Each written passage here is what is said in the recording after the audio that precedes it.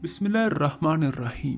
नाज़रीन किराम, आज की दास्तान सलीम अव्वल के दौर में सल्तनत उस्मानिया और ईरान के दरमियान होने वाली जंग पर मबनी है। सलीम अव्वल अपने ज़ाती मामला से फारिग होकर तख्त सल्तनत की तरफ से मुतमिन हो गया। वेश्या कोचक से यूरोप को वापस रवाना हुआ और यूरोप की मुख्तलिफ हुकूमतों से सुलहनामों की तजदीद करके अपनी सल्तनत के मगरबी हिस्से को हर तरह के बैरूनी खतरात से महफूज कर लिया और फिर मशरिक की जानिब मतवज्जा हुआ। ईरान के तख्त पर इस वक्त शाह इस्माइल सफवी मुतमक्किन था। नाज़रीन किराम, जिसने चंद साल कबल इराक, अरब, खुरासान और दियार बकर पर कब्जा किया था और इसका एक फौजी अफसर बगदाद में भी दाखिल हो गया था। नाज़रीन किराम, 916 हिजरी मुताबिक 1510 ईस्वी में फारिस्तान और अज़रबैजान भी सल्तनत ईरान में शामिल कर लिए गए थे, जो खलीज फारिस से बहर कास्पियन और फुरात से दरियाए अमू तक फैली हुई थी। इस तरह ईरान की सरहद सल्तनत उस्मानिया की सरहद से मिल गई थी। नाज़रीन किराम, इत्तफाक से ये दोनों सल्तनतों के फरमारवा भी शुजात, अज़मत और मुल्क गिरी की हवस में एक दूसरे के हम पल्ला थे। ऐसी सूरत में दोनों का तसादुम नागुज़ेर था। तसादुम के मुतअद्दिद असबाब मौजूद थे। सबसे बड़ा सबब मजहब का इख्तलाफ था। शाह इस्माइल एक गाली शिया था और सलीम एक सुन्नी था। सल्तनत उस्मानिया के एशियाई मकबूजात में शियों की तादाद बहुत ज़्यादा थी। शाह इस्माइल के गुमाश्ते अनातोलिया में शय्यत की तलकीन करते फिरते थे और अंदर अंदर लोगों को सलीम के खिलाफ उभारते रहते थे। नाज़रीन किराम, सलीम शय्यत का सख्त दुश्मन था और इसे सल्तनत के लिए एक बड़ा फितना ख्याल करता था। वो देख चुका था कि इसकी तख्त नशीनी से एक ही साल कबल इस्माइल के अवान में शाकुली नामी एक शख्स ने किस तरह तशी की तबलीग करके अनातोलिया के बशिंदों को बगावत पर आमादा करना चाहता। इस फितने के फरूग करने में किस कदर दुश्वारी पेश आई थी। नाज़रीन किराम, चुनाचे जब इसे इस किस्म का खतरा फिर महसूस हुआ तो इसने अपनी सल्तनत से शय्यत का खात्मा कर देना चाहा और जासूसों के जरिए से सल्तनत के तमाम शियों को शुमार कराया। इनकी तादाद 70,000 निकली। फिर एक रोज दफतन इनमें से 40,000 को कत्ल कर दिया गया और बाकी 30,000 को, जिनमें औरतें और बच्चे शामिल थे, कैद में डाल दिया। नाज़रीन किराम, इस वाक़े से तमाम ईरान में एक आग सी लग गई, लेकिन सलीम की कुव्वत के मुकाबले में इस वक्त शाह इस्माइल को इकदाम की जुर्रत ना हुई। बहरहाल ईरान और दौलत उस्मानिया की जंग का यही एक सबब ना था। इस कत्लेआम से कबल भी दोनों सल्तनतों के ताल्लुकात कुशीदा हो चुकी थी। मसलन शाह यजीद सानी की ऐद में छोटी छोटी लड़ाइयाँ पेश आ चुकी थीं, जिनमें शाह इस्माइल ने बास तुर्क सरदारों को, जो एशिया कुचक के सरहदी इलाकों के हाकिम थे, शिकस्त दी थी। अलावा बरी इसने दौलत उस्मानिया के मुकाबले में सुल्तान मिस्र से इत्तेहाद कर लिया था। वो सल्तनत उस्मानिया की रफ्तार तरक्की को रोकना चाहता था। इनमें से हर सबब सलीम जैसे तंदमदार सुल्तान को जंग पर आमादा करने के लिए काफ़ी थे, लेकिन जिस चीज़ ने इसको सबसे ज़्यादा बरंगेख्ता किया वो ये थी कि शाह इस्माइल ने मरहूम शहजादा अहमद के लड़के शहजादा मुराद को पनाह दी और एलानिया इसकी हमायत कर रहा था। न सिर्फ ये कि बल्कि सलीम को तख्त से उतार कर मुराद को इसकी जगह बिठाने के लिए वो अब फौजें भी जमा कर रहा था। नाज़रीन किराम, सलीम को जब इसकी इतला हुई तो इसने ईरान पर हमले का तहिया कर लिया और शाह इस्माइल को मैदान जंग में मुकाबले की दावत थी। उस्मानी फौजें शहर के मैदान में जमा हुई और सलीम 23 सफ़र 920 हिजरी मुताबिक 20 अप्रैल 1514 ईस्वी को 1,40,000 फौज और 300 तोपों के साथ ईरान के पायतख्त तबरेज़ की तरफ रवाना हो गया। नाज़रीन किराम, यानी शहर से तबरेज़ का फासला 1,000 मील से ज़्यादा था। रास्ता भी बड़ा पहाड़ी था और दरमियान में कोई सड़क न थी।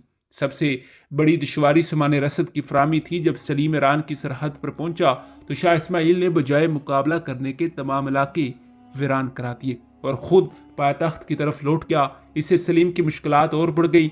रसद के मिलने में सख्त दुश्वारी पेश आने लगी। फौज में, जो अपने तवील सफ़र से बिल्कुल खस्ता हो गई थी, बेदिली के आसार नुमाया होने लगे।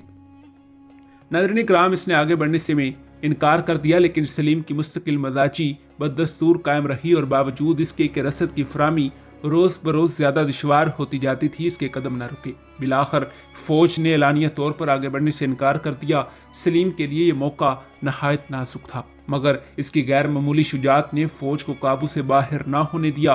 वो दिलेरी के साथ इनके सामने गया और यूँ कहने लगा, क्या इस तरह तुम अपने सुल्तान की खिदमत करते हो? क्या तुम्हारा अदाए वफा महज जुबानी था?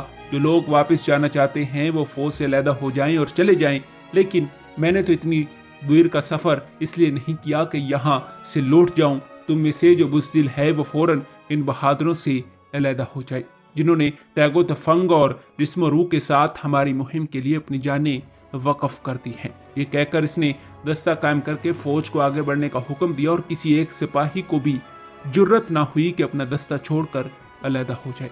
ناظرین کرام، عثمانی فوج جب تبریز کے قریب پہنچی تو شاہ اسماعیل کو مجبوراً مقابلے کے لیے نکلنا پڑا۔